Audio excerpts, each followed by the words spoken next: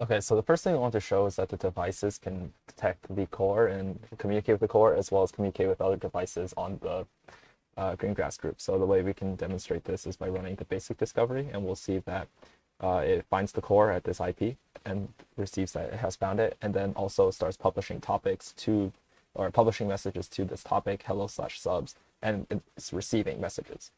Um, the next thing I want to show is that our devices, these four cars, or sorry, five cars that we have, can send data to the core, communicate with the core, and then have the core return the maximum CO2 data back. So we can run this, and this will simulate all four devices at the same time.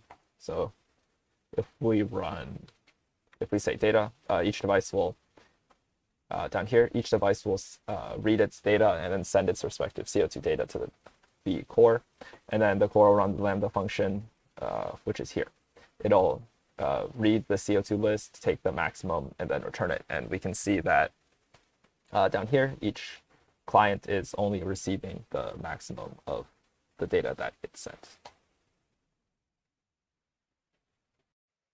Okay, so this is how our AWS setup looks like.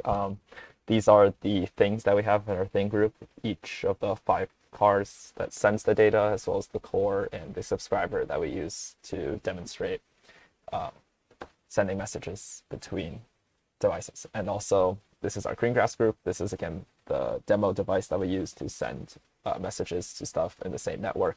And then this is how we communicate between the Lambda and the devices. So emission/send is the topic we use to send data from the devices to the Lambda. Emission/receive is how we receive data from the Lambda to the devices. So we also have